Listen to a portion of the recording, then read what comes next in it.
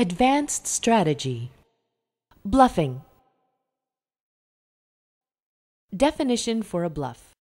When you are sure that your hand is not the best hand at the showdown, or when your hand has no value before the showdown and you bet, this is a bluff. When to bluff. When you think that the odds of making the other players fold are greater than the pot odds offer, then you should bluff.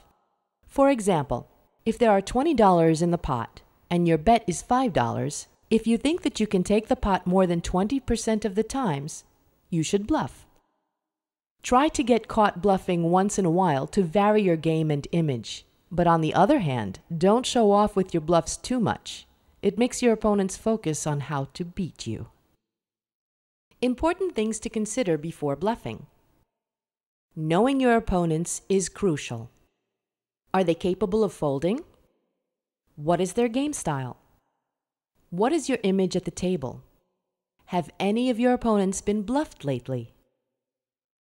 Reading hands and poker tells.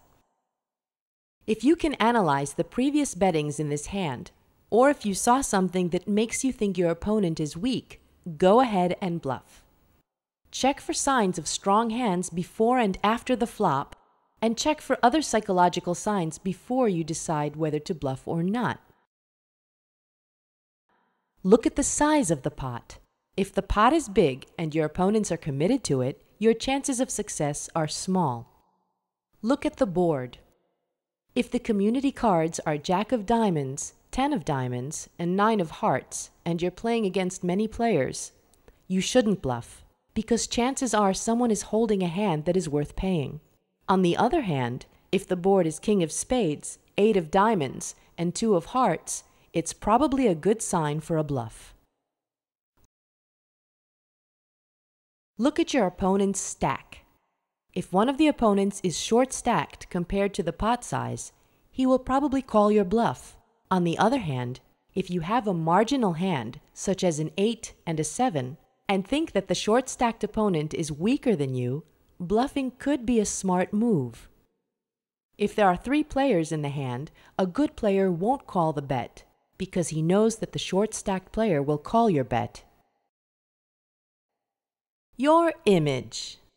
Sometimes, if you want to make it harder for your opponents to read your game later on, it's a smart move to bluff even if the pot odds don't justify it. On the other hand, it's a smart move not to bluff even when the pot odds do justify it if you want to preserve your tight player image for later. Bluff only when the pot is big enough and, due to your tight image, you think no one will call. How many opponents are still in the game? As the number of opponents rises, your chances of taking the pot decrease. For example, the flop is King of Hearts, 9 of Hearts, 3 of Diamonds, the turn is 7 of Spades, and the river is 4 of Hearts. Bluffing against one opponent when taking the previous consideration mentioned is probably a good move no matter what cards you have. Another example of a natural bluff is when the board got paired and you think the chances of someone having that card are relatively small.